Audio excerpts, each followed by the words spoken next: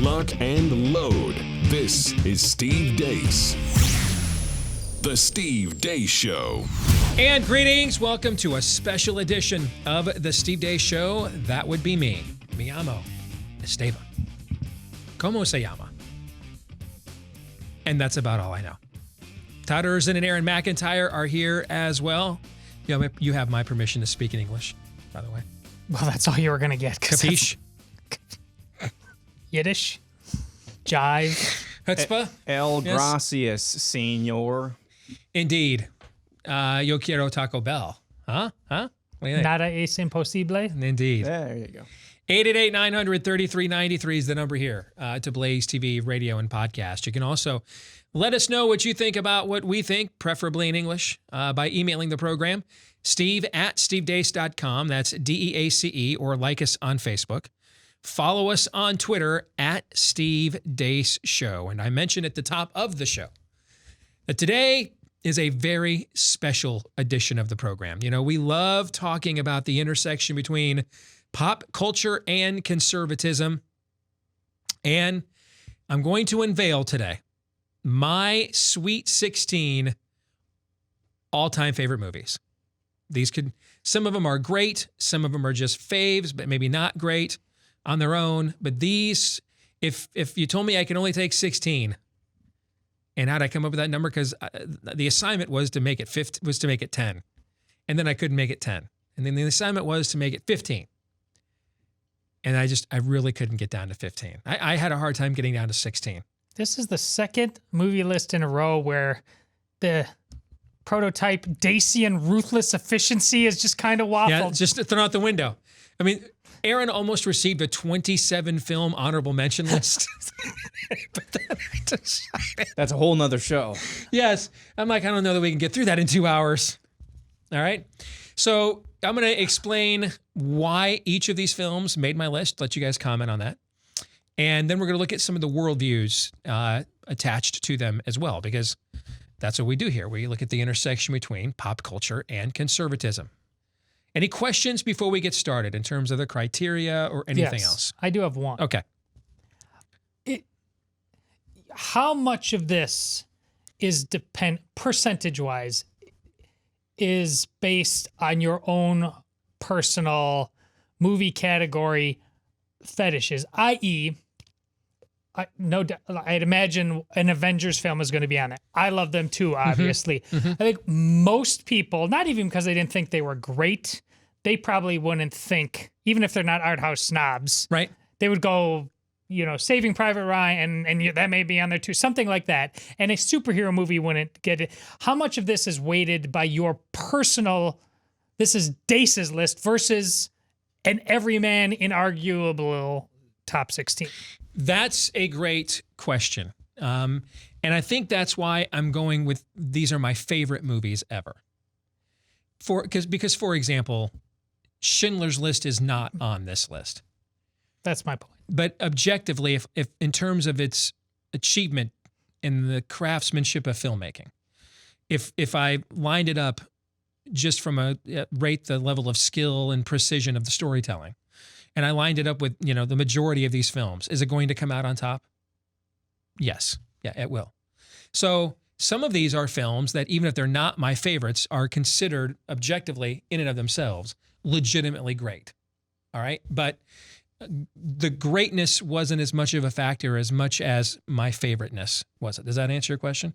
Yeah, I think I saved you some emails, not all of them. And I think that's an important clarification, because there's going to be several all-time great movies that I would agree with you are all-time greats that are not going to be on this list. In my top 16, and I don't know what your list is, I don't think my top 16 would include The Godfather.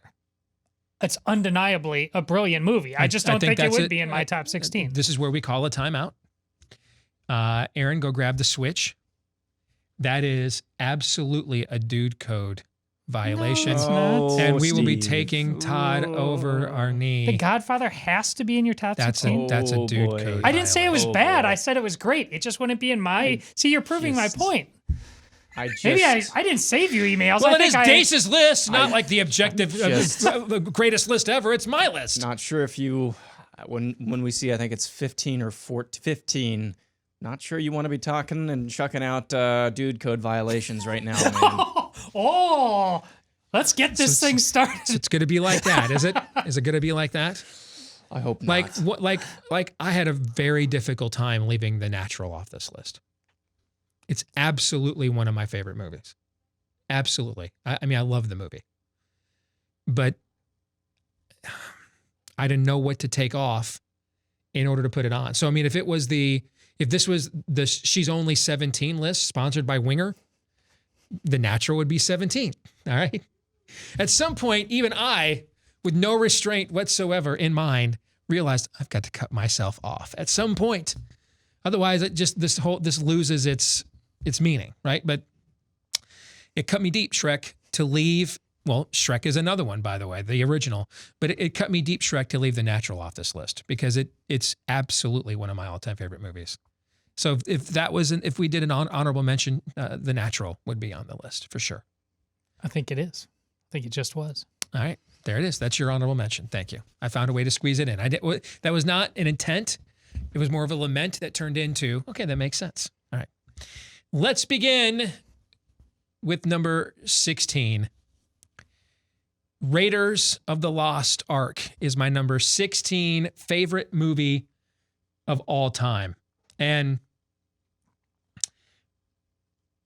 everything about this movie is just cool, man. Everything about this movie is cool. The swagger of Indiana Jones. And in our generation, we had not seen any movies like this. It's meant to be a throwback to a lot of the Saturday morning serials and stuff that George Lucas and Steven Spielberg went and saw at the movie theaters when they were kids, just with 1980s technology and cinematography. But we had never seen a movie that was, this kind of pulpy fan favorite action, but on this grand of a scale as well. And then you throw in the meta narrative where they're seeking after the Ark of the Covenant, and you're up against the Nazis who are going against, who are looking for, a cult, or what they consider to be occult items or items of religious significance that they thought could either reveal power to them. And by the way, they did do this in history. This is a historical fact. The Nazis did search for artifacts like this. Like one of the things Hitler was obsessed with is whatever the name of the spear that pierces the side of Christ, that there's a lot of legend about for centuries. And so they took a page out of that playbook to tell this story. And then the soaring score of John Williams. I mean, the movie is it's just freaking cool. And one of my all-time favorite movie scenes as a kid, I used to reenact this in my room all the time. And you know what I'm talking about, Todd. The swordsman? Yes, you knew. Yes, absolutely. And that dude just rolls out with all this, whirling dervish sword routine, right, to intimidate Indiana Jones, and just grabs his gun and takes him down and then walks off. Dude. This is, in many respects, Indiana Jones is the Dirty Harry for the more idealistic 80s, where Dirty Harry was more of the cynical, nihilistic anti-hero 70s. Mm-hmm. But that sort of I don't give a care and reckless abandon with a certain 80s suave at the same time. It's just an all-time classic movie, and it holds up to this day because of the way it's shot and the way that it's filmed. Everything holds up to this day. I just watched it again recently it was on like one of the Turner Classic movie channels, and I just watched it again the other day, and I'm like, crap, I'm so glad this is on my list. The hold-up quality is undeniable. I mean, is there any one of the Indiana Jones, the first three movies, even though they're not all on the same, but that is a perfect example of if you turn on the TV and are sitting down and you don't know what you're going to watch, and that happens to be on, you'll sit there and just watch. Yep. It's so fun. If I've got nothing, if it's too scorching hot outside or it's wintry desolation, I can give this a couple of hours on a Saturday or Sunday. But Absolutely. Sadly, in the end, too many parallels to Star Wars. That last one, the fourth one, what was that? Have you noticed this trend with these Indiana Jones films since you brought up the Kingdom of the Crystal Skulls? So the first one is considered an all-time classic. The third one is considered an all-time Correct. classic. And those are the two that, in terms of their storytelling, are both biblically based epics. Right. So in the first one, he goes after the Ark of the Covenant, right? Where Right. they put the 10 Commandments. Okay. In the third one, he goes after the Holy Grail, the cup that Christ was given water to at the cross, or the sour drink at the cross, right? The middle two. Now, I think Temple of Doom is way better than Kingdom of the Crystal Skulls. Oh, it is. But I still love it. But it's also not as good as the first and the third movie. The middle two, the storytelling kind of, I think, falls flat compared to the other two, or the even-numbered ones. And those are both based in pagan occult mystique. Like the second one is, I think there's a lot of like... the second one, it's in kind of India. Hindu, it's tribal. It's these stones. Yeah. It's the 3 stones. Yeah, so basically like a pre-Hindu India, kind of in a way. Man, the storytelling is so good. The storytelling in the fourth one. And the fourth one is It's about so lazy. The fourth one is basically ancient aliens. That's the whole I don't alien mind. Eric von Däniken theory that aliens created life on Earth. And the laziness is Area 51, of course. That's an obvious older Indiana Jones one based on the timeline. I mean, it's not like I don't understand why they went there, but then what they did with it was just and he brutal. survives the atomic blast in With the refrigerator. Yeah, and that was early on in the movie. You're thinking, No fallout apparently from that atomic blast. It wasn't radioactive at all. He just walked right out of there and go, yeah, we made it. Yeah. I don't know if it's a coincidence or not, but it does seem that the storytelling, the two movies that are biblically based epics compared to the other two is dramatically superior. Maybe it's just a coincidence. I don't know. Aaron, you have any thoughts before we go to number 15? So this is not like a Rudy to me. I do want to see this someday, but I have not yet seen this. Chris Pandolfo one time tried to make me watch it. I had to go take care of something in the middle of it, and I came back and saw the end. Had another layer of lacquer on that end table you were building there? Yeah. And so I was not able to watch the whole thing, but it's not like Rudy to me. I deserve chastising for not seeing this one yet. You know what another part I love about these movies? Small thing, but I love the map scenes when they're traveling and the plane, the line of the plane and the music is on. It's fantastic. I mean, just how cool is the name Raiders of the Lost Ark, man? That's just I wanted to be in the development meeting when somebody came up with that title for the movie, because I'd have been like, I need to quit right now. I'm never going to come up with a better movie title the rest of my life than that. So Indiana Jones, Raiders of the Lost Ark is number 16 on my Sweet 16 favorite movies of all time, which brings us to number 15. Aaron believes this is a dude code violation, but I have gone with the wind at number 15. I used to watch this once every year, and I just haven't watched it in several years. But, I mean, you want to talk, this is the ultimate old school Hollywood epic. Before CGI, when they were using actual extras for everything. And Clark Gable is Rhett Butler, dude. You want to talk about timeless. That guy's nickname should be Dude Code. Okay, I mean, does it get any freaking cooler than Clark Gable in general? Of course, the controversy surrounding this movie, frankly, my dear, I don't give a damn. And the whole controversy about having that line in the movie at that time. Nowadays you put your kids and they watch the Disney Channel and they're told, I don't give a damn. But back then it was a scandal for Clark Gable to utter that line unedited in a movie. Everybody has this film considered one of the 10 greatest movies of all time by any objective list.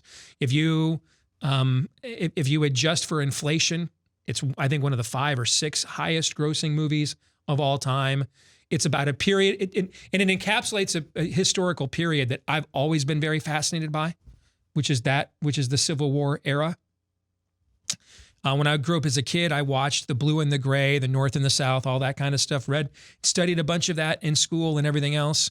And the cinematography, it came out the same year as another movie that's going to be on this list here in a little bit. And I wouldn't say that it's quite that impressive, but still, when you look at the landscapes and the way this is shot, and you realize that they made this movie almost 75 years ago, it's pretty incredible. And I absolutely love the film. Love it. And this is the kind of movie, by the way, on a cold, wintry, desolation day or a sultry, hot summer day, you don't want to go outside, and you have 3.5 hours to kill, this one is right up your alley. So Gone with the Wind is number 15 on my list. I've seen it once. It was a long time ago, like before I was married, so more than 20 years ago. It's made almost no impact on me other than the obvious scenes that I can remember, which makes me think I need to go back and watch it again. But this I will say this we're only 2 in. This is a perfect Dacian melding so far. Indiana, I mean, most people would be too. Who can go from one of those to the other one? Is that what you're saying? Yes. If this is the quality of the list so far, I'm in. Now, Aaron, make your case. This is a dude code violation, and not just because one of the lead male characters' name is Ashley, which it is. If I made the case that I want to make, I'll get fired on the spot. Like that's ever stopped you before. Well, that's true. Here's the thing, though. I'll give you a pass on this. Now, if there was like a musical, like a Rodgers and Hammerstein or a West Side Story on your list somewhere, then it would be like burn this list with fire. I agree. I agree. But there's not. So Number 13, Moulin Rouge. yes, there's no Les Mis. Like Les Mis, I think is a good movie. But if it was paired with Gone with the Wind in any top 20, any top 16 list, then no. A Jonah Hill gif. I still think Shakespeare in Love is a better movie than Saving Private Ryan. And then, we're done here. And I remember the big controversy that year at the Oscars when it won Best Picture. I saw both movies. I did too. And it's a good movie. It is a good movie. And Saving Private Ryan's opening 10 minutes is the best picture of the year. The rest of the movie, I don't like. I don't. And you know what I don't like about it is to this day, I believe they Vietnamed World War II. We're not doing anything noble here. What's the point of all this? We just want to go home. Nothing's happening here. That's the rest of the movie starts off with this heroic stand on the beaches of northern France. Okay, D-Day, and then the rest of the movie is Tom. Hanks is essentially Tom Cruise in Born on the 4th of July. Just wants out. It's dumb, stupid. What are we doing? It pissed me off watching it. I have not seen the movie since I saw it in theaters because it made me so mad watching it at the time. That might be one you need to see again. You think so? Yeah. You think I'm misreading it? Okay. That's one I need to see. Well, war is period. hell. So, I mean, they weren't all G.I. Joe. I don't need G.I. Joe, but this wasn't denying in the summer of 70, man. Okay? We're not practicing military masturbation to LBJ's domino theories.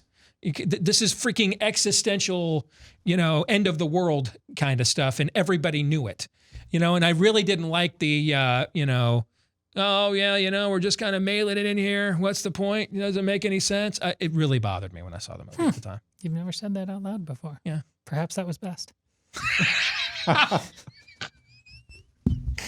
Weird flex, bro, but okay. All right.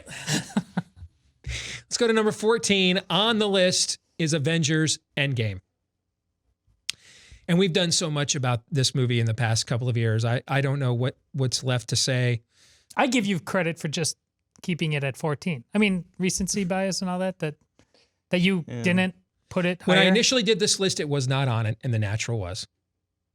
And then I replaced this with The Natural, and then I put it up against a couple the other two movies, and I don't know, you want to talk about violations. If I had any membership to any critic society, and I put Avengers Endgame ahead of Gone with the Wind, I would be, gender transitioned, okay? But I can't think of a film in the history of this medium. Margaret Mitchell's Gone with the Wind was a renowned all-time fictional bestseller. There was all kinds of hype for the film adaptation of it at the time, similar to a translating a Harry Potter book for the first time to film. Pardon me, but I cannot think of a movie, even like Return of the Jedi, in the history of movies. Tell me a movie that had higher expectations. to scale than this one did, and of all time since we invented motion pictures. Well, that's why I could have seen you putting this totally seriously in your top 5 and kind of making the same kind of case as the Oscars did for finally giving it to Return of the King. And kind of as we're giving it to all 3 of you. We couldn't give it, we weren't about to give it to you all 3 times. Right. Yeah. But you're right. I mean, I would have never believed this was possible. I mean, Return of the Jedi had huge expectations, the first great transcendent trilogy, but there weren't 24-hour-a-day, 7-day a week YouTube channels and fanboy websites just blowing this way out of proportion. It was 3 years in between these movies, and they'd often, except for you and your buddies talking about them in the schoolyard, they'd often be out of sight, out of mind. Now, this had to incorporate 10 years of movies, 22 or something films, and the storylines are omnipresent. Because they're constantly being updated with new movies. They're constantly being talked about with social media.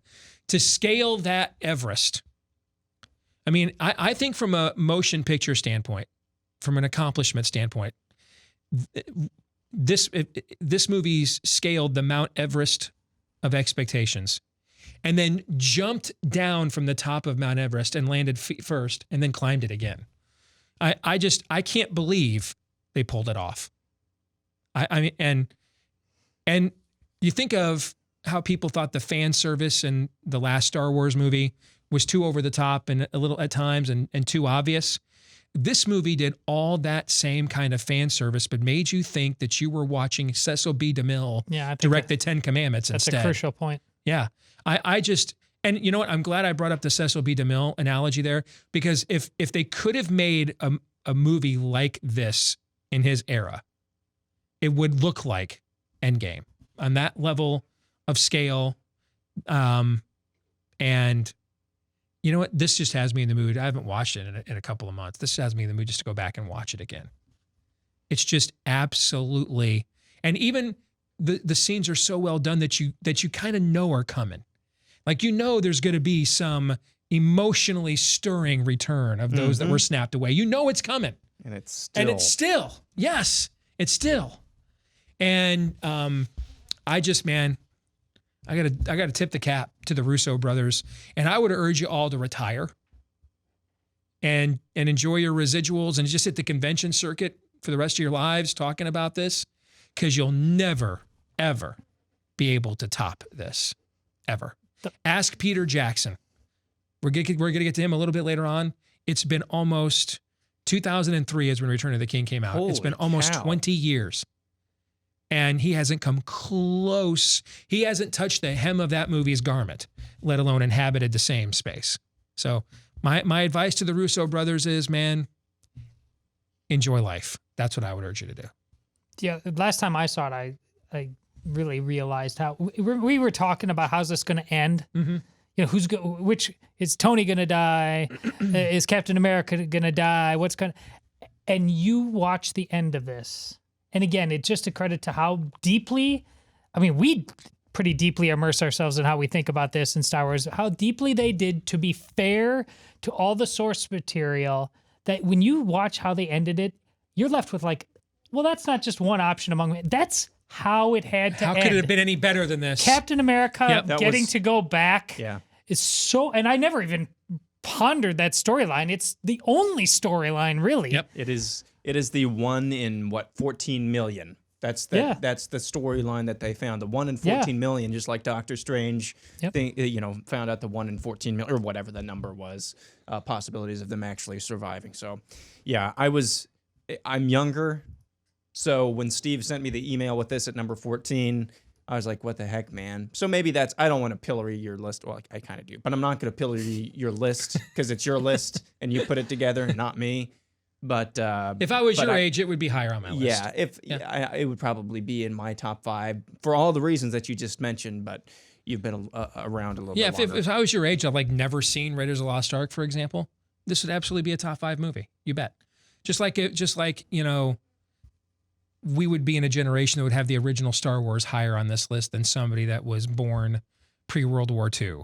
And remembers going to see Cecil B. DeMille's 10 Commandments, in a movie theater, so there's a certain generational bias here, no question about it.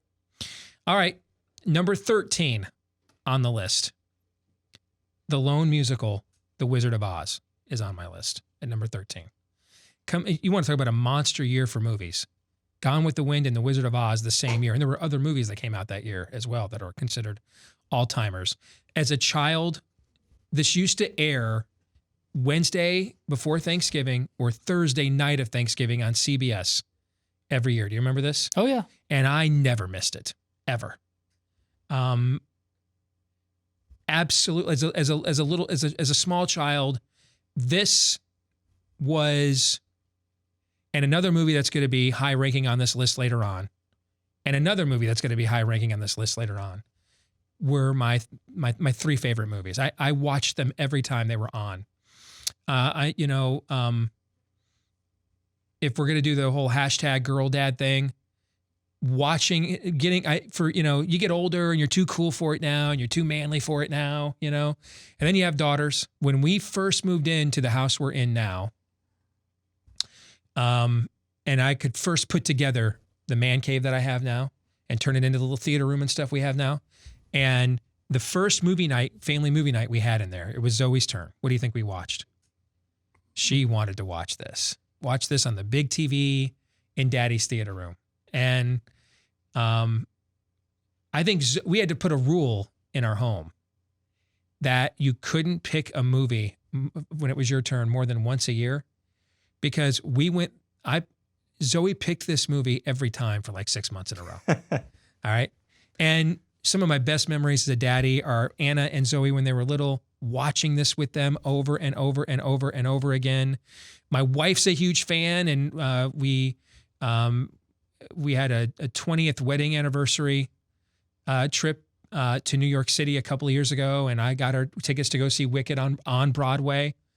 Okay, we just our family loves this film, and I've loved it since I was a little kid, and still to this day, with all you think of the special effects that we saw in the movie we just talked about, Avengers Endgame, and probably not until George Lucas introduced us to the pullback shot, the first frame of Star Wars, when they do the pullback shot of the Star Destroyer chasing after Princess Leia's little tiny ship, and like people were in the theaters, it just blew their mind to see something like that. You could probably say it wasn't until that moment that anything in a movie theater topped from a special effects standpoint. So that's 1938 to 1977. That's 40 years. Nothing topped Dorothy opening the door to Oz, and the bright colors shine through compared to kind of the rustic looking black and white that the movie has. Up until then, I will confess, I absolutely love Judy Garland as well. So there's an aspect of it. I have some eclectic taste, as you guys are going to learn in this episode. So there's some of these movies on this list I love. This movie I adore. I just adore the movie. I've got a lot of great memories tied to this film, both as a kid and then with my own. That's the crucial part from your point of view. I mean, it's undeniably a classic, a lot of fun. But you, once you watch Steve talk about his childhood as a past, ups and downs, you realize how nostalgic you are to your very core. And the rhythms of this, I think the fact that this was regularly scheduled programming around the beginning of the Christmas, and here's the thing, in my household, we always had the best Christmases growing up, and so even Dave was like, Christmas was, I'll put my temper under control. So the good times are coming. Yes, yeah. and so I kind of tether it to that as well. You bet. Should. All right, more of my Sweet 16 favorite movies of all time next year on Blaze TV, radio, and podcast.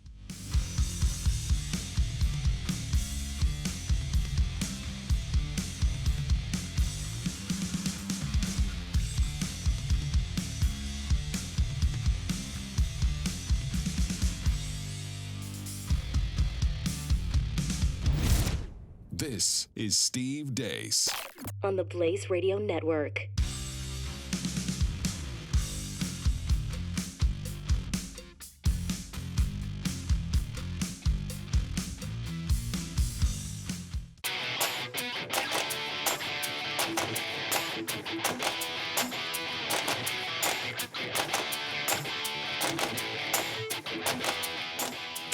truth, no matter where it leads. The Steve Deace Show. All right, back here on the special edition of the Steve Deace Show here on Blaze TV, radio and podcast. My Sweet 16 favorite movies of all time.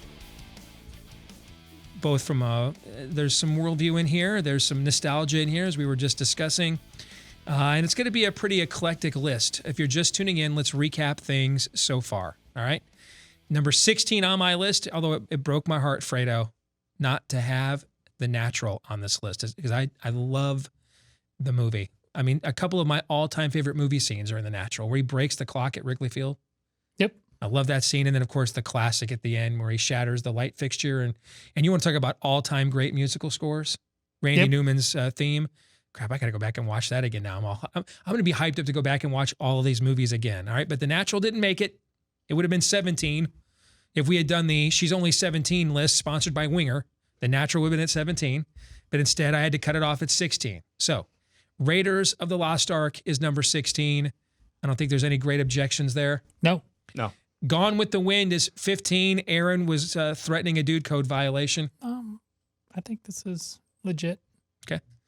Number 14 on the list, Avengers Endgame. And this is where Aaron, I agree, if he was, if I was in his generation, this would be much higher up on the list. Much higher. Then number 13 on the list, we just unveiled. It's the last one we talked about, The Wizard of Oz, an all-time classic, but there's a lot of great family memories for me, both as a kid and with my own kids associated with this film. And it's just been a big part of our family ever since the girls were little. And it's been a big part of my life since I was a little kid too. I love the movie. Totally understandable. You don't, given the choice right now, which movie you're going to watch, Avengers or Wizard of Oz? If it's just with me, I'm going to watch Avengers. Yeah. If the girls are, especially now that they're older, if they were to come up to me, hey, Daddy, like we used to, let's watch Wizard of Oz, I would call in sick. I'd drop everything, whatever I was doing at that time in life, I would do that. Because that's what, I probably watched this movie with our girls. I can't tell you how many times, countless. But I think you probably would have put this, I think that's the honest answer. So I think this probably would have been like number 16, but you knew right out of the gate, Steve Deace can't say the first movie he talks about is Wizard of the Oz. He needed to get some street credit first, make sure the Avengers are out there. I actually didn't even think about that, but maybe subconsciously yes. I could see me working that way. Let's get to number 12 on the list. The Shining. Yeah, you love this movie. And it's, I think, the most brilliantly sinister written, filmed horror film of all time, in my view. You have an all-time classic performance by Jack Nicholson where he essentially takes a malevolent force and applies it to his character that won him so much acclaim in One Flew Over the Cuckoo's Nest. All right. And I think you see him in this role the way most people see Heath Ledger as the Joker. Yeah, that's a great analogy. I never even thought about it before, but that's a great analogy. In that he's just what he has to inhabit in order to pull this character off. Now, I mean, it didn't cause him to sink into a despair and a pit that Heath Ledger sadly never recovered or dug himself out from. But and the way that he portrays Jack Torrance, where early in the movie he's trying to get a fresh start, but you can kind of see it simmering. And this also probably has something to do with my own childhood too, because my own dad was very much like this. He could be very, very cool, but you always wondered, you knew what was simmering under the surface. You knew, and you were never really sure what could trigger that outburst. And if you went to bed at night and you never saw it, it was a cool day and you looked forward to getting up in the morning. But, you guys could be joking around and, father and son busting each other's balls. And if you just took it too far at all, it was just like, 0 to 60. And the way Nicholson portrays Jack Torrance is in a very similar vein. I mean, I even identify with little Danny. I mean, I was that kid riding my big wheel everywhere. I had the mean green machine. Did you have that as a kid? Yes. I had one of those as a kid. I used to ride that thing absolutely everywhere. We lived all over the apartment complex we lived in at the time. And so I even identified with that. But also my grandmother, who played a big role in raising me when I was little, because my mom was only 15 years old. And so with her and my dad, after she got married to Dave, when they would go out at night, Grandma Myrna would always watch me. And she was huge into Stephen King and horror movies. And so, I remember watching Salem's Lot, the original, when I was little. And that scene where the vampire, I was like 5, and that scene where the vampire crashes through the ceiling. I don't think I slept for a month. Oh, this is so perfect. The movie before this was Wizard of Oz, and now we're at Grandma Myrna and The Shining. Yes. This is fantastic. We went from click your heels 3 times Yes. to there's no place like home to all work and no play makes Jack a dull boy. Wendy, honey, darling, light of my life. I'm not going to kill you. I'm just going to bash your brains in. Right? It's a bit of a leap. Yes. So, Yes. I mean, the acting that you mentioned, I mean, that's a cherry on top of what's a masterclass in directing a film, Yep. I believe, by Stanley Kubrick as well. I think it's his greatest film ever. I think there's no doubt about that. From the music, that's one thing. The music is exactly superimposed. But not just the music, the quiet in Yeah. this movie. Exactly. That's what I like the about sound design is fantastic in this movie, and then the shot selection as well. If you watch that movie closely, the shot selection and how things are framed, it's just amazing from just kind of an art form perspective of filmmaking. Just single shots that you can pull out. There's that Steven Spielberg made that Last Player One or Ready Player One. and it had the scene from the blood It's the out of best the scene of elevator. the whole film is when they pay homage to this movie. This is like 3 or 4 years ago. So my youngest is 9, and then I've got a 12-year-old. So they're maybe 9 and 6. But that scene, they're watching it having fun, and there's King Kong all over. That one scene freaked them out. They have no context for it. Right. And there's many scenes like that, and they just get things. The maze in the snow. The bartender, man. Yes. What'll it be, Mr. Torrance? And the thing too is, it was one of the first films that had Easter eggs and things that people have spent years trying to figure out when she's running away from him and what's going on in these various rooms, like what's up with the chick in the bunny costume, right? I mean, and there have been like we do this with all kinds of TV shows and movies now. I mean, J.J. Abrams has made a career out of the art of the Easter egg and what do things mean? I mean, one of the reasons my all-time favorite television show is Lost is all of the symbolism and the things in there and what's meaningful and what's germane to the plot and what's not and the little things they flash there of historical significance and what's that stuff mean. The Shining was one of the very first films to include a lot of those things. And even to this day, there have been whole documentaries done, and you can go find channels on YouTube trying to decipher what is Kubrick, because none of that's in the book, by the way. If you read the book, and the book is terrifying. Now, it's become more common in recent years, but what a lot of people didn't know for many years is that this was among the most hated adaptations of his books Stephen King ever had. He hated this movie. And he used to call it Stanley Kubrick's The Shining. Because he said this is not my book. It's his interpretation of my book. He's Stephen King's also a jerk. Huh? Stephen King's also a jerk. Yeah, that's sold on a hell of a lot of books. Yeah. Jerk. But true, you're right about that. Now he's come around on this in recent years, and that's why he wrote Dr. Sleep was written as a way as the sequel to The Shining, but as a way to kind of merge these two. In the 90s, he tried to come up with. They did a miniseries in the 90s. And the guy who played the younger brother in that TV show Wings, remember that show, Steven Weber? Oh, yeah. He plays Jack Torrance. And the miniseries is not that bad, by the way. Rebecca De Mornay plays the Shelley Duvall role as the mom, far hotter. The miniseries is not that bad. It's just Kubrick's vision is frankly superior. And in recent years, King has become more at peace with this film because of its lasting popularity and because it's easily the greatest adaptation of one of his books that's ever been done. Because how many Stephen King movies or books to movies have actually been good? That's kind of been the great but I mean the horror books, because you have Stand By Me as Stephen King too, is it not? All right, let's go to number 11 on this list. The other horror film, The Omen, which means this is my way of telling you I think this is the best horror movie that's ever been made. And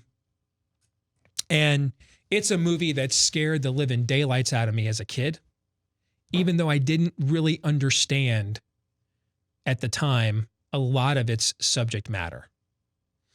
I wonder if I can still remember the haiku, the mnemonic device that they use, or the poem they cite about when the Jews return to Zion and a comet fills the sky. Born as the son of Satan, and you and I must die. From the eternal sea he rises, putting armies on every shore, pitting man against his brother till man exists no more. I did remember that. Remember what I said about unsettling before? Yeah. I can't believe I just remembered that, just right off the top of my head. 4, 8, 15. Yeah, yes. 16. I've talked about this before, but it's probably been a while, so I'll reset it. A lot of the modern marketing you see in movies nowadays, the trailers a year before they come out, the stand-up displays, the pre-merchandise marketing that it just happens with every major release. All of that was invented by this movie in the summer of 1975. Well, that poster, I've never seen that poster before. I mean, that's like, that makes your skin crawl a little bit. You're like, you talking to me? And so what happened is in 1973, if I had gotten down to a top 20 or top 25, this movie would have been on the list too. But in 1973, a film was released that just changed a lot of changed the entire genre of horror, and really changed what studios thought. Horror was kind of always thought of as kind of pulpy, and, it's a place for, boys and girls to go at a drive-through and cuddle up to make out to, but it wasn't really, you take it home with you. Yeah, this wasn't considered to be a place for serious storytelling, all right? And then a little film called The Exorcist changed all of that. And after The Exorcist hit, just like after Star Wars, every studio had to have their own sci-fi epic. Well, after The Exorcist hit, every studio now had to have their own satanic, demonic franchise. And I mean, you can go through IMDb, satanic movies from the 70s where the devil or satanic minions are the enemies, and they're legions, and most of them are terrible. And so Warner Brothers wanted to compete with or 20th Century Fox wanted to compete with Warner Brothers in this space. And they thought to do so, they wanted two things: a big name brand, accomplished actor who had won awards, Academy Awards, and so that they would send the signal that this isn't a cheap knockoff. We're really serious about telling a story here. And Gregory Peck is considered one of the greatest actors in, golden Hollywood era. He's Atticus Finch, man. Absolutely. Yeah. Yep. And so they went and got him. And then they hired a promising young director by the name of Richard Donner, who will have another film on this list later on. The Running Man? Not that one. Okay. And they wanted this young director, Richard Donner, specifically because he viewed himself as a lapsed Catholic agnostic, but he had some knowledge of the source material. But they thought because he's an agnostic, he could also not be so tied down to it that he could bring it into a modern age, could make it accessible. And the character that, David, the photographer in the movie, I can't remember the actor who plays him in the film, and he's been in like 200 movies. I just can't remember his name. That camera character is kind of supposed to be the proxy for Richard Donner. Spiritually aware, but not really dogmatically attached. And you kind of see him go from completely denying all of this is going on to, Now he's a witness to it by the end of the film. The musical score, Avi Satana by Jerry Goldsmith, won the Academy Award that year for Best Musical Score. A guy named George Lucas was filming this little movie called Star Wars when this movie came out. And he was watching his studio, 20th Century Fox, put all this money into the musical score and how that could change and all this pre-marketing. And that's where he got a lot of his ideas about, maybe I'll let you guys have the movie rights. I want the merchandising. And that's why they put so much effort into the musical score with John Williams and things of that nature, because they had seen in his own studio the summer before with the Omen. And all over the country in the summer of 1975, the 20th Century Fox had put in all these theaters, The World Ends 6676, because the movie came out on June 6th, 1976, 666, right? And it captured the imagination. It was a massive hit. I think it's a better movie than The Exorcist. Nothing competes with the ultimate confrontation in Reagan's bedroom in The Exorcist. Nothing does. But the rest of that movie is, all of this movie is great. And it's evil to the core. And it's done in a way that you could see being culturally plausible. And the final scene where little Damien looks at you in the camera when he's holding the president's hand at his daddy's funeral and kind of smiles at you as, as Avi Satani kicks in. Dude, that'll ruin your freaking weekend, that scene. All right, so this is the highest rated horror film on my list at number 11. Thoughts?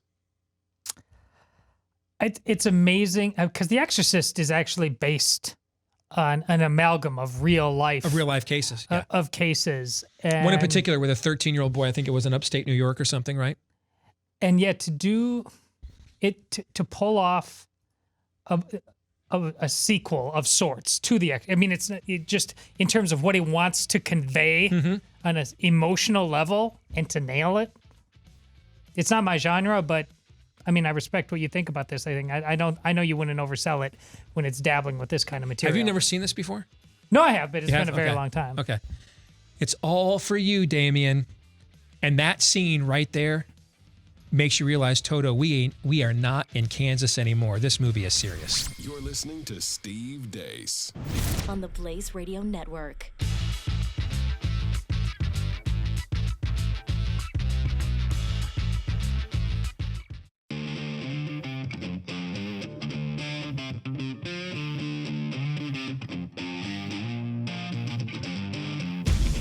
Lock and load. This is Steve Deace. The Steve Deace Show.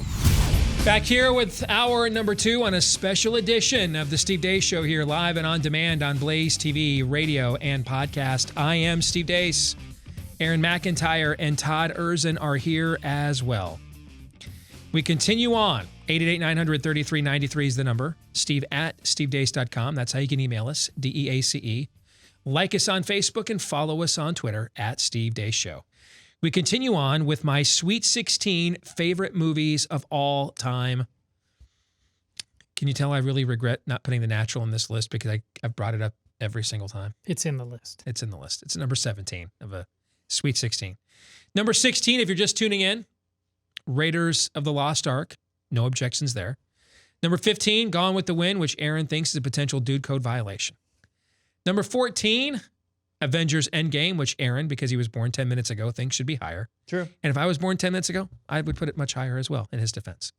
Number 13 on the list is The Wizard of Oz, which holds innumerable and incalculable nostalgic affection for me, going back to my own childhood. Number 12, as we take a bit of a genre leap, to The Shining. Just a bit. Holds a place in my heart, but not more so than these two horror movies. That's right. Which we'll discuss now. It's about to get a tad darker. All right. And from the demons, our inner demons, we get the devil that the demons come from at number 11, which is the other horror movie that's going to be on this list. And this is, I said last hour, this is my way of telling you, I think this is the greatest horror film of all time, in my opinion. That's why it's the highest rated horror film on my list at number 11. Now to the top 10. We are hallowed ground. We are at hallowed ground. Remove your shoes, please. And let's go to number 10 on the list. The Passion. Now you want to talk about another genre leap. And I did not intend to go from the Omen to the Passion. I wouldn't be that on the nose contrived, okay? I literally try to just line these films up with one another. How high are they actually on the list? I remember the first time I saw this movie, you know, of course I'd read all kinds of things about it and the controversy leading up to its release I think it was on Ash Wednesday in 2004, right? I think it's when the movie was released. And the ADF, the Anti-Defamation League came after it as anti-Semitic, and there was a lot of controversy about this film. And when this film came out, I was a baby Christian, newly converted. And a local theater owner here in Des Moines invited me and Mike Woody to come see it, I think on a Wednesday morning, a couple days before it was going to release on a Friday. He had just gotten the reels shipped in. And we got a chance to see it, and he let me invite a couple of local pastors I knew to come with us. And so we're in this giant theater, and there's 6 of us in like the whole theater watching this screening at like 10 o'clock in the morning. And all you could hear during some of the quieter moments was grown men sobbing watching this. That was me. And the movie is, I'm trying to remember what was the exact line Pope John Paul II said about it when Mel Gibson screened it to him at the Vatican, because he had to go underground to market this film. The mainstream, even though he was arguably the #1 star in the world at the time, the mainstream didn't want to have any part with the film. And so he worked a lot within evangelical circles around the United States and a lot of Catholic circles around the world. You know, there was a line when he took it and showed it to Pope John Paul at the Vatican. I think it was like, it is as it was. Yeah, that's what it was. It is, or it was, or it is as it was. Yeah. And the level of authenticity that they went to in this film, including the cast having to learn a dead language, Aramaic. The look of it, we've lamented on this show several times over the years. We have the best stories to tell. Our side does. If we could just get, our people with the talent to tell those stories, with the craftsmanship and the power of film, we can be tremendously impactful. I mean, we can be cinematography versions of what Tolkien and Lewis were in another era. This film is an example of that. It's an absolute masterpiece. A couple of my all-time favorite scenes are in this film. I know. When the androgynous Satan is tempting Jesus in Gethsemane, when he is sweating blood about finishing his ministry, going to the cross, and what that will entail. And the androgynous Satan is saying, they're not worth it. They'll hate you. They'll reject you. Don't do it. And the whole time he just ignores. Christ just ignores the devil. And then finally when he says, Abba, which is Father in that language, not your will, not my will, but your will be done. And he accepts the final stage of his commission. And he stands up, and Jim Caviezel's Christ looks over finally and acknowledges the devil, who by now has his pet serpent has been kind of, lurking and slithering around Jesus while he's praying for the strength to fulfill his calling. And he finally looks over him, man, with a stare that would just make demons say, throw me into that herd of pigs, please, because that's preferable to this. And he takes his sandal in fulfillment of Genesis and crushes his head with his heel. And dude, I remember I saw that in the theater. When I saw it in the theater for the first time, I freaking sat up in my chair like this, like, where's the war at? Let's go. Let's do this. And then the scene at the end on the cross where the teardrop falls from heaven and it looks like the first raindrop. Wow. I mean, wow. and it hits the ground and all hell breaks Oh loose. yeah, and it splits the ground open. Yeah. The other one I know we share is the Via de la Rosa. And forgot about look, that Mother, one. Yeah, I come to I make make all things new. I mean, yeah. my mom happened to die 2 years before this came out, and the combination of that Yeah. and the motherly moment there, it just broke me. It absolutely broke me. Yeah, it's incredible. It's why it's in the top 10 of my list. And I had hoped it was going to spur this is still, I think, the most successful independent movie release of all time. When you adjust it for inflation, this is more than $1 billion movie. And I think Gibson made it himself for about $30 million with his own money and the money he raised. So, I mean, he has more than recouped his costs with this film. And I had hoped that it was going to spur the studios to say, hey, at the very least, we can make a buck here.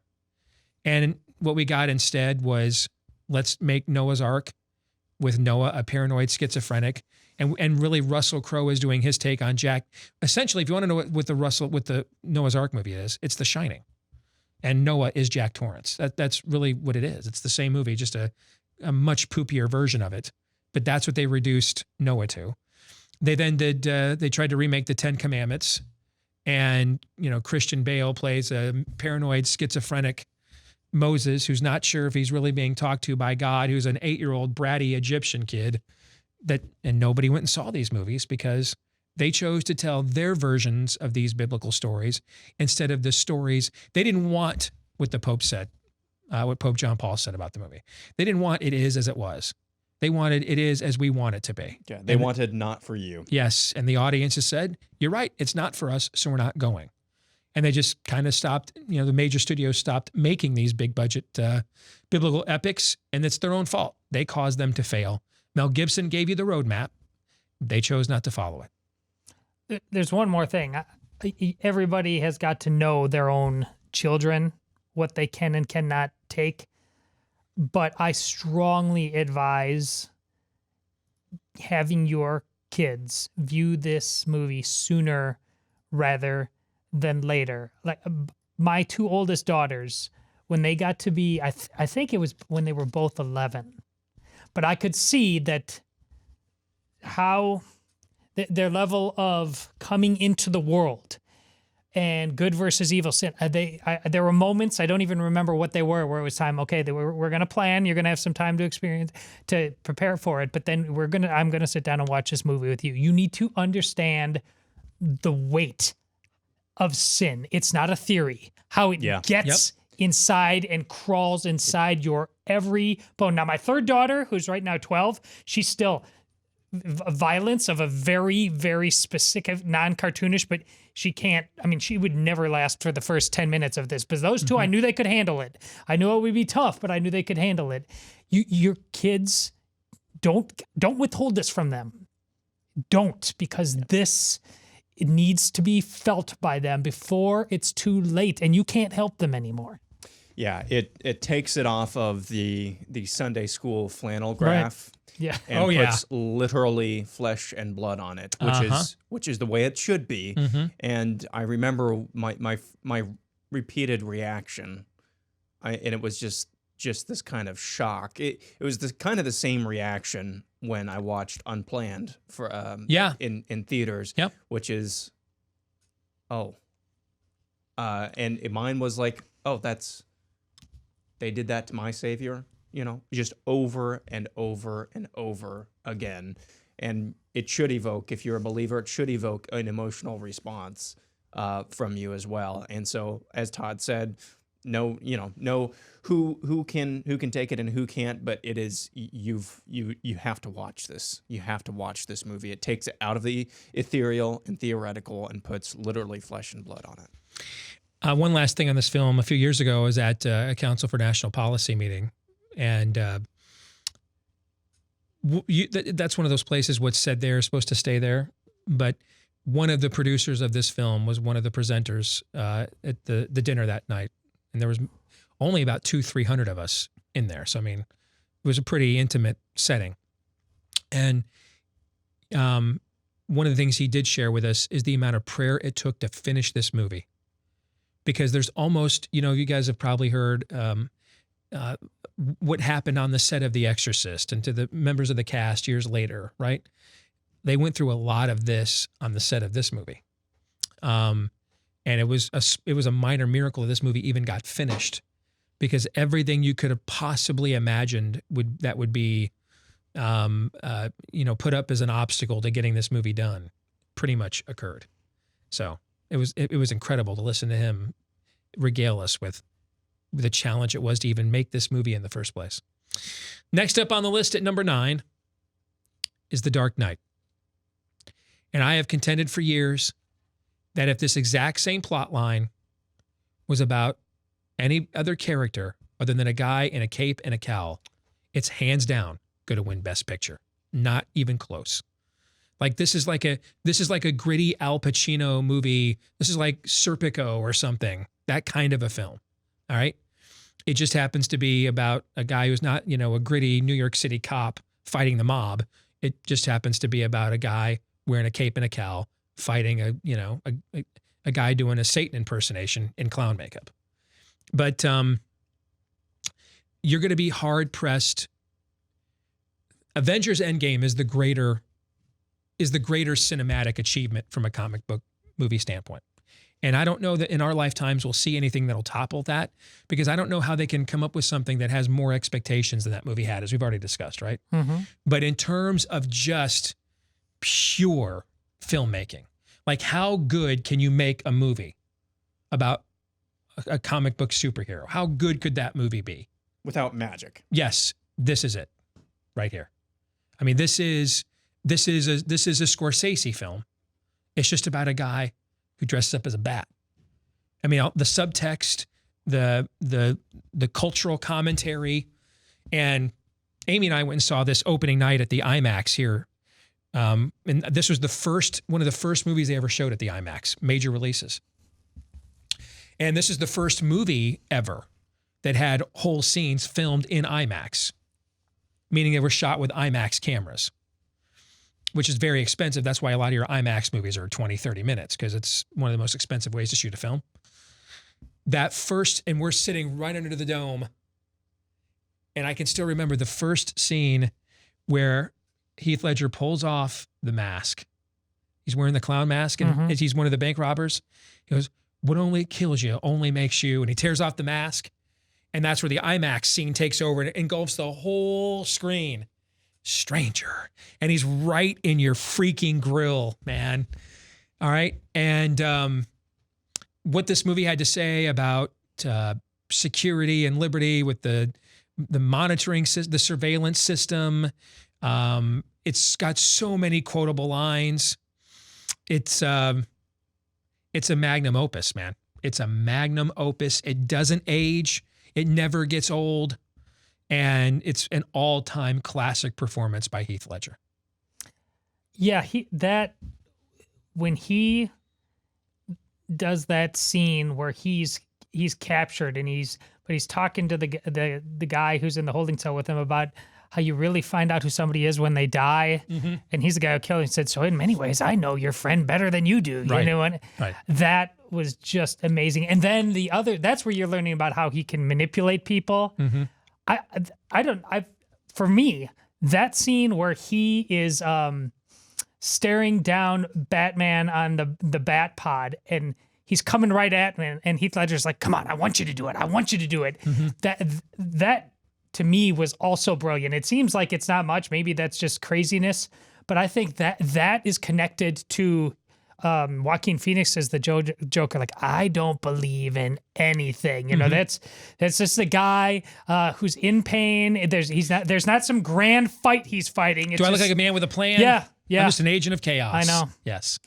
I think an underrated part, looking back at this movie and the whole Batman, the Nolan Batman trilogy, that I think is underappreciated in light of how ubiquitous Marvel became shortly after kind of this trilogy came out, is just how, and hear me out here, I'm not saying that I think this is real. I'm just saying, as far as a superhero movie goes, this is actually pretty realistic. You know, there's not magic. There's not tons of magic that's happening and just weird superpowers. It's actually somewhat believable, somewhat down to earth. And that's incredibly hard to tell a good story, a good superhero story without just ridiculous superpowers as well. And that's, I think they did that effectively. And there's a lot of people who are ticked that this was not a superhero film in that sense, that there was just a crime drama essentially, but it was incredibly well done, and I think it's underappreciated in light of Marvel's. We're gonna think of every single superpower we can, every single mythical superpower we can, and put it in the movie. Enjoyable in its own right, but I think this one gets overlooked for that. I think it's one of the best scripts that's ever been made in terms of the quality of the writing between Christopher Nolan and his brother, who write the scripts to all of his movies. I mean, even little lines at the beginning of the movie where, you know, guys are like trying to take up their own mantle of the Batman, but they're getting their asses kicked or killed. And he's like, "We're just trying to be like you. What's different between you and me?" And and he looks at him and says, "I'm not wearing hockey pants." All right, stuff like that. The opening 5 minutes where they're like going back and forth about, have you know who this guy is? Have you heard about this guy? With the creepy violin. Single note in the background. Hey, and the pencil trick. Yes. Well, we talk about aggressive expansion. He breaks the cue, and I mean the level of writing here is, I think it's one of the best written scripts in terms of the dialogue. It's one of the best written scripts of any movie I have ever seen. And now I'm beginning to think I should have had it higher than number 9. Good, understands the human condition. It really does on every level. Nolan gets that. Yeah. And that's what's made him such a great filmmaker. One more quick thing at the end of this. It confronts what we confront on a daily basis when we're not doing a show about movies. It confronts what we confront on a daily basis about false choices at the very end. And that's the ferry boats at the end. Yeah. And, you know, Gary DeMar, who's a really well-known Reformed theology guy, wrote a great essay about this movie when it came out how many years ago now?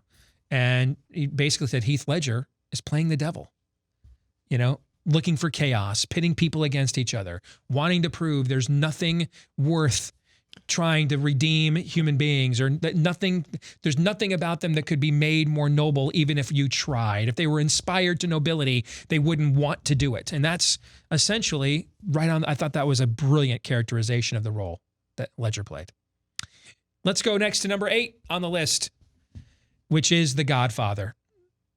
Everything I have learned in life that I apply to this day, I learned from one of the following places: the Bible, church history, and The Godfather. I have deployed. Can I let you in a little secret? A lot of the inspiration for the 10 Commandments of political warfare comes from the Godfather movies. Both what you watch the Corleone family do right and what you watch do wrong. And I wanted to cheat so bad because there's a cut of Godfathers 1 and 2 where they're put together. It's called the Godfather Epic, that Coppola made a separate cut of the films so they're in chronological order. And so this one starts out with the young, like in Godfather 2, the young Robert De Niro as the young, Don Corleone, and it shows the handoff to Michael as the Godfather. I didn't do that, and I didn't do it with the movie that's going to be very highly ranked later on the show, because I thought they'd be cheating, like taking a greatest hits album instead of like original. All right. And I know a lot of people think The Godfather Part 2 is the more superior film, and I think there's merit to that argument.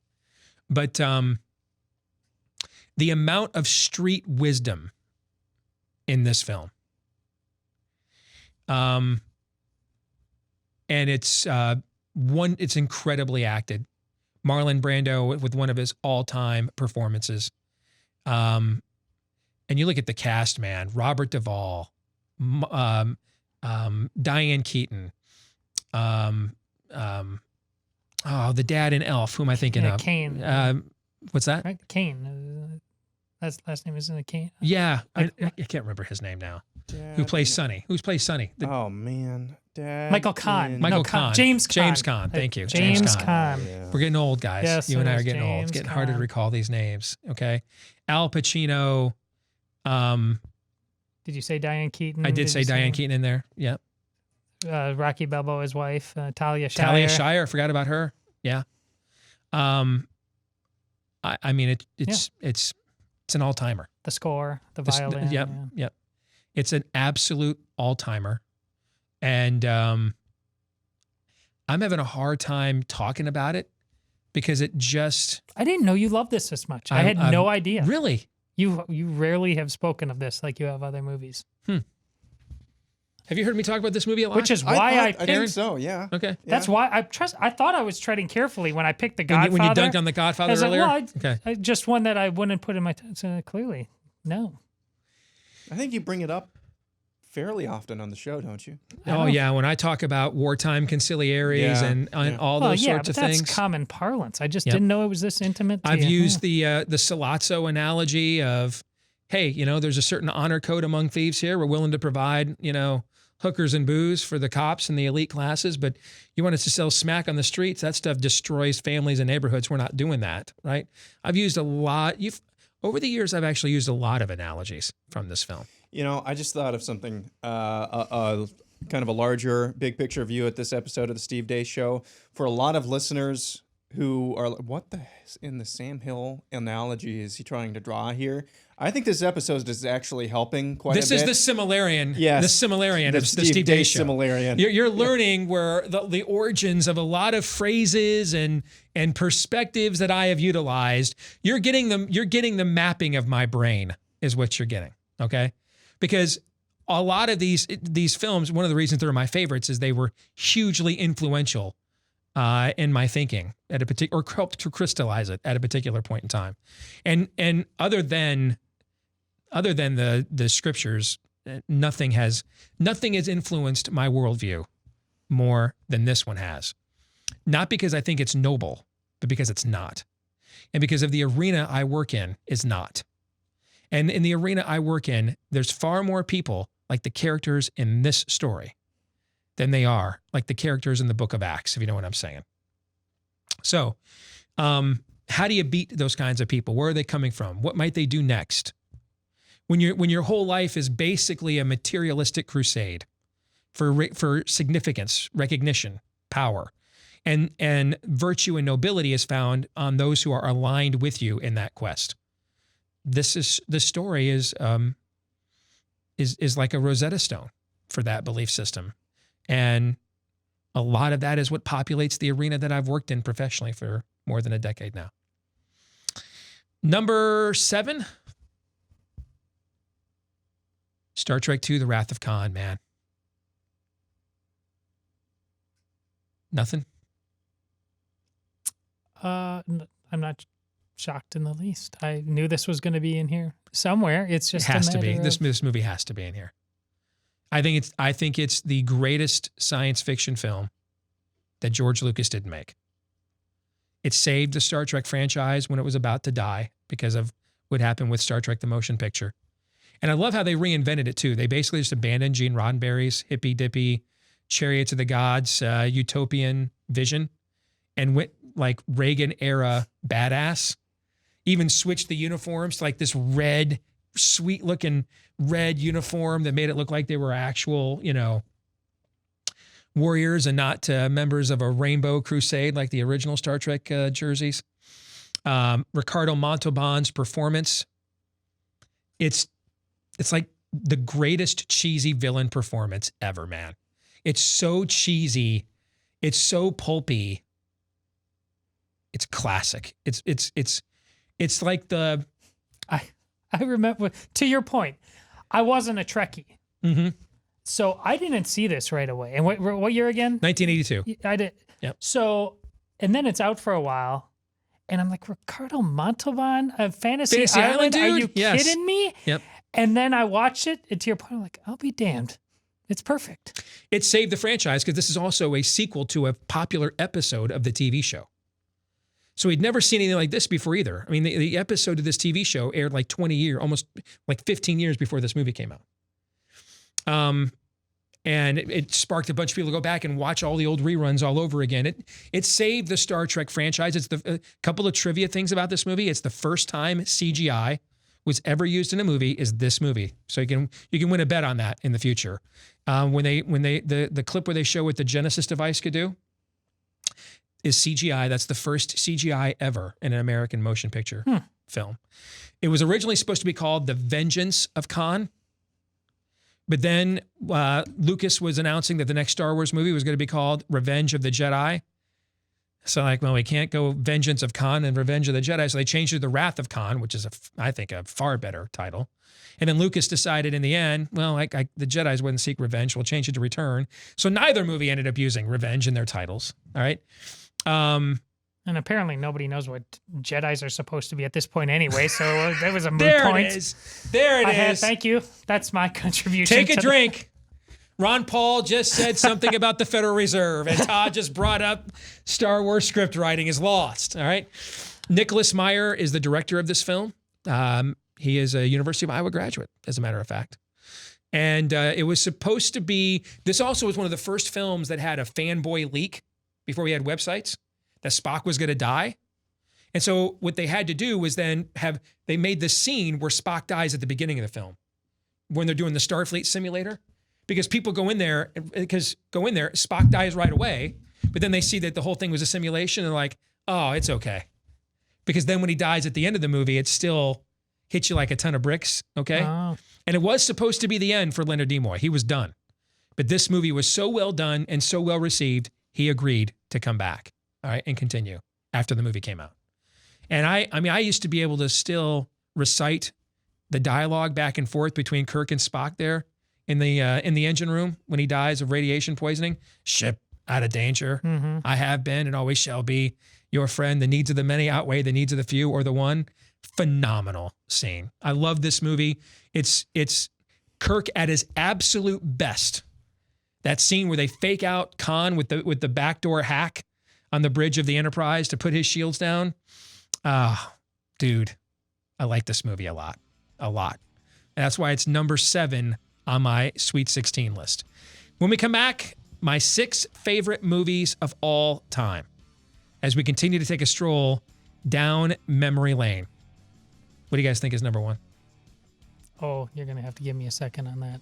I put this together in graphic form, so well, I already know. Empire Strikes Back is as likely as anything. You think that's number 1? We're going to find out here in a minute. The truth, straight, no chaser. Steve Deace. On the Blaze Radio Network.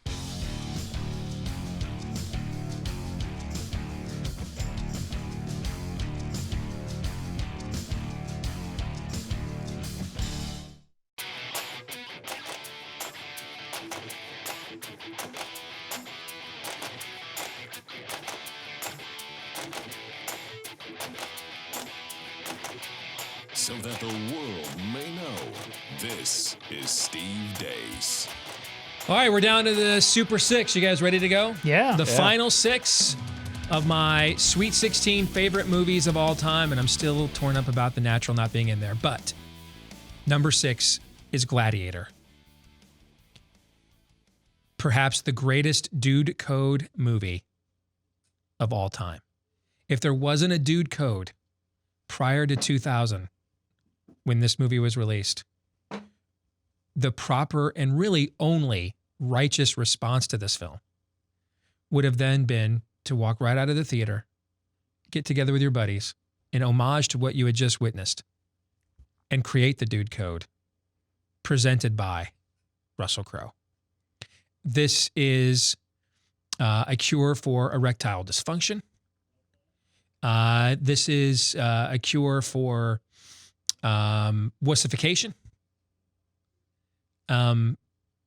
It's like a better made Rocky, but even cooler. And it's what we do in life echoes in eternity. The scene where he confronts Joaquin Phoenix's Commodus in the arena. Father to a murdered son, husband to a murdered wife, and I will have my vengeance in this life or the next. Dude, I literally just had a couple hairs on the back of my neck stand up. And I've been waiting to see, is it time yet? Because it's rated R, but it's rated R for the violence that goes on in the arena. And man, when the animals are tearing people apart, and he looks up at the crowd, are you not entertained? All-time dude film, all time. Number 5 on the list, Star Wars. Do I even need an explanation? I mean, this changed everything. I mean, it changed everything. Yeah. Changed everything. It changed everything in American pop culture, not just movies. Okay, I mean, this is it's an all-time force of nature. I don't know what we could say in this segment that we haven't already said. Yep. Can you think of something we haven't said, Aaron, that could be said about this? Not really. No, not really. I mean, it's just the amount of risk taking that was just right on the money from George Lucas in this film. And you said this, I think, last hour about the Omen, during the Omen, I believe, pumping all of this money into the score. But that's always something that I come back to with this, because the score, the soundtrack from John Williams, that was new for sci-fi. The classical score, that was new for science fiction, and that gave it an amount of gravitas. That gave it an amount of gravitas that a lot of sci-fi hadn't had to that point.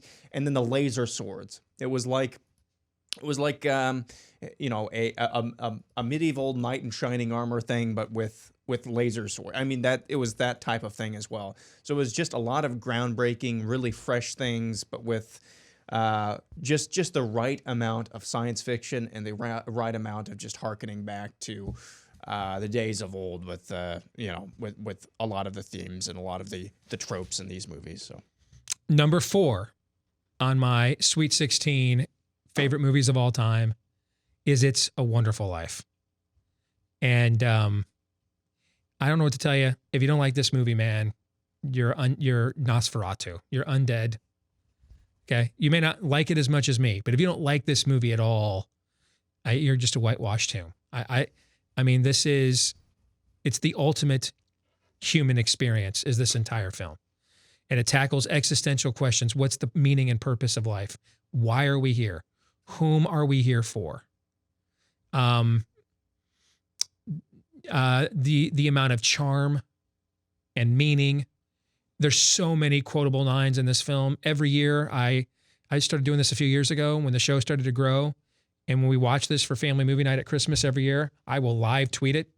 And I'm always amazed at how many people, or who among those people, there's been a really eclectic group of people that I have found that pick up on my live tweeting of this movie and how much I love it. And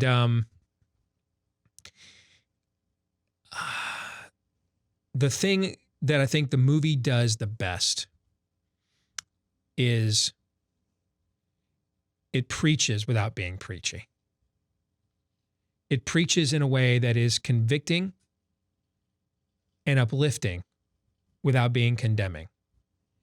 And a lot of times in our culture today, we use that description to justify not saying anything serious or provocative that might offend you.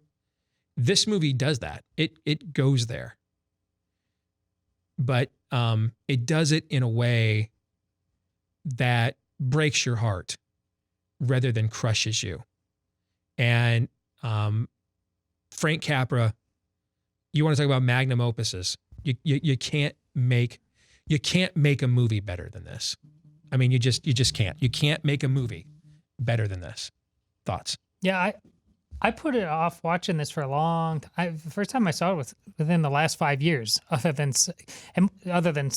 clips here and there, and mostly because I thought I hadn't heard you talk about it like that, so it got me thinking about it. But I thought the title, it just sounded trite. I'm sure it was going to be a nice movie. Mm-hmm. It's not trite. There's weight to it that I just did not expect. Yes, weight is a good word. There's a lot of weight to the movie. Yeah, it's the perfect watch for the holiday season as well, which is why it's on around there. It's set in the holidays, they're around Christmas time as well, and I think that's why it's so impactful around that time, because you're already feeling nostalgic, but you're also you also need to be reminded, just reinforced during that time when you're already feeling nostalgic and maybe there's family around as you head into the new year as well. You need to be reminded about the themes in that TV show or that movie as well. And so it's always always a must watch around, especially New Year. That's usually when I try to watch it. But yeah, couldn't agree more. Number 3. There it is. You knew it was coming. Okay.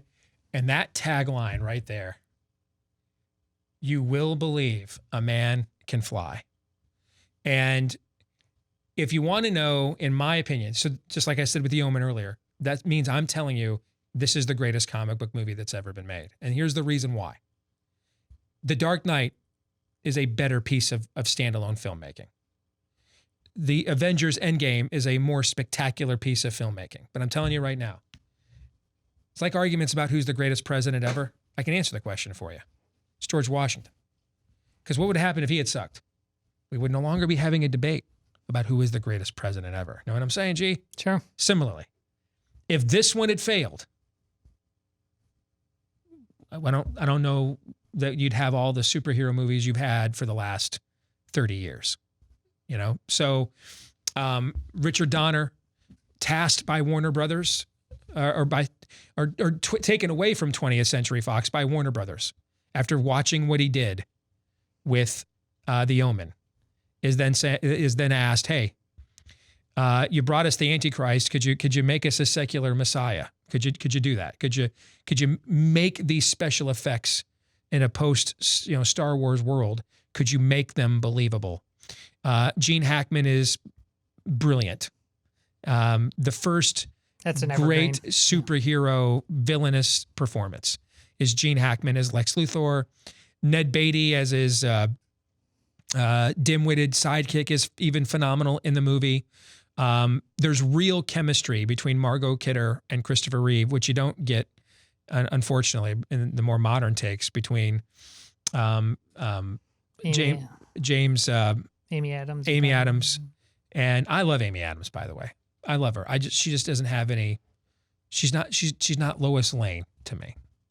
But I mean, I've talked about this many times, but one of the most searing memories of my childhood is sitting at the River Hills Theater in Des Moines, Iowa, downtown, waiting to go see this Christmas 1978, I think it was. And the movie starts and it's in black and white, and they're reading from Action Comics #1. The little girl's reading the story.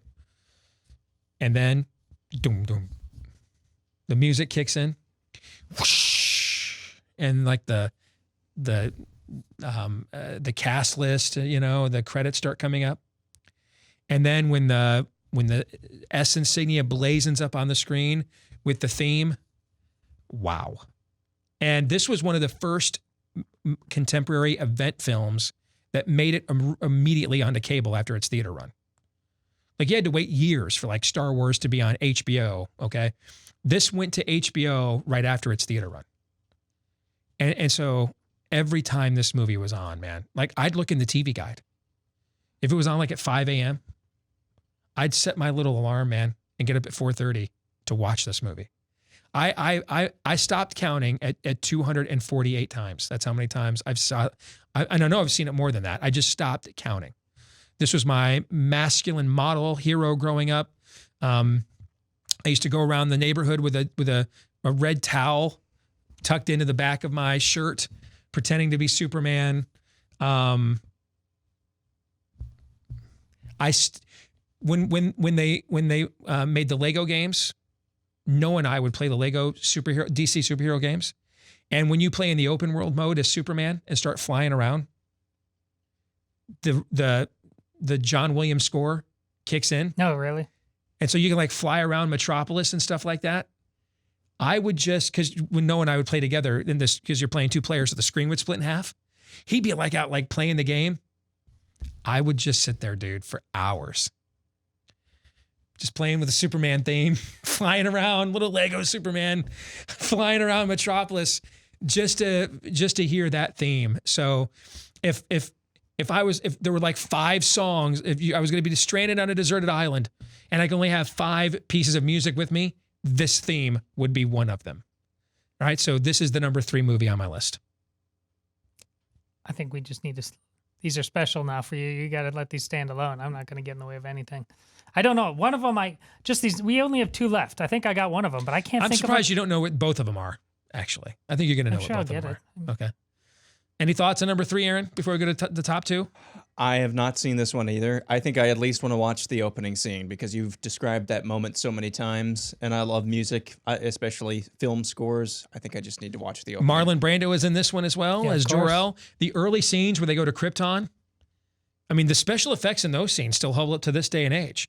When he goes back to the Fortress of Solitude to find out who he is, and that scene where Jor-El from his death in the crystals takes him through the history of his people and how he got to Earth, and it comes back and Jor-El's like this, face ice sculpture. I mean, I love this movie. It's amazing. I do. Now that that's all there. I remember seeing that, and it seemed kind of. Well, it's supposed to otherworldly. Yep. I love pretty quickly though. The scene I remember vividly from the beginning is when little boy Clark picks up the car and is lifting it over his head, and then Yep. like, oh, this now it comes home. Yep. Now I can relate to it. And a lot of that dialogue, by the way, between Jor-El and Kal-El in the Fortress of Solitude, the son becomes the father, a lot of that, when they wrote the script, they just lifted that right out of the Gospel of John. A lot of that dialogue. Number 2 on the list is The Empire Strikes Back.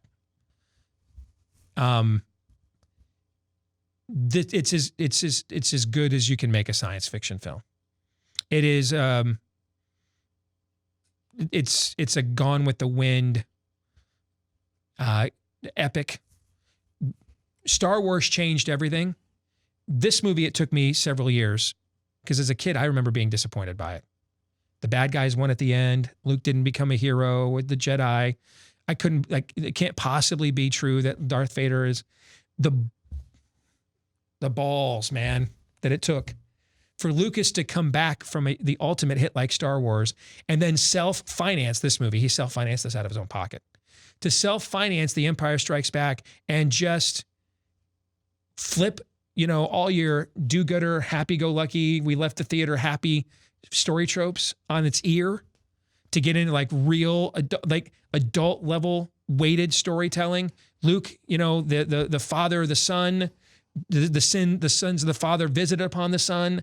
I mean, again, we've talked about these Star Wars movies so much. I don't know what else I can say about it other than that.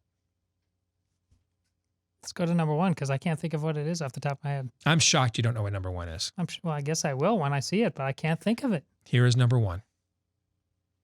Oh, well, okay. Return of the King. We were talking about it. It felt like we had already been there. Yeah. Return of the King is the number 1 movie on my list.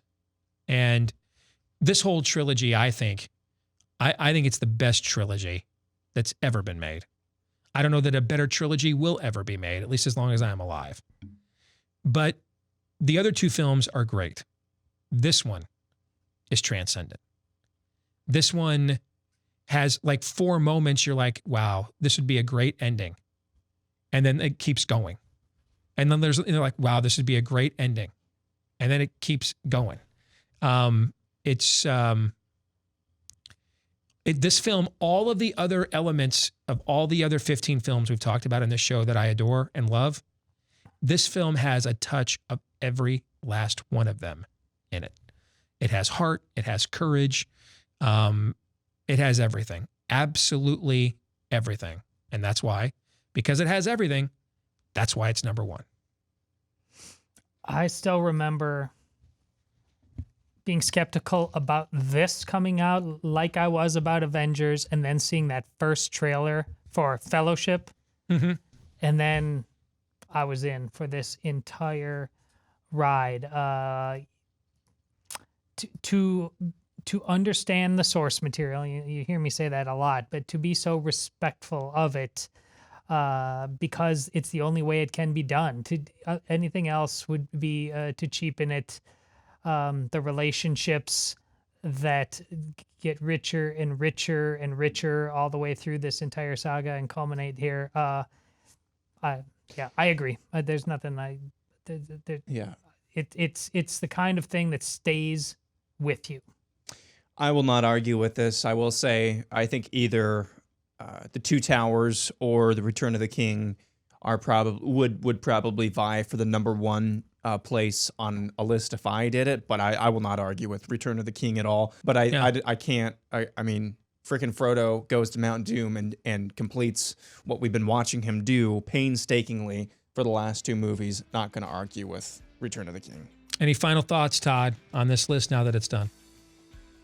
Well, I mean, this started back when you and I were we're almost the same age, 5 and 6. We have so many parallels, and they like I said, they stay with you. You cannot get them out of you. I think if you listen or watch this show a lot more of this show makes sense to you. Yeah. After these past 2 hours. That was not the intention of these episodes. Nope.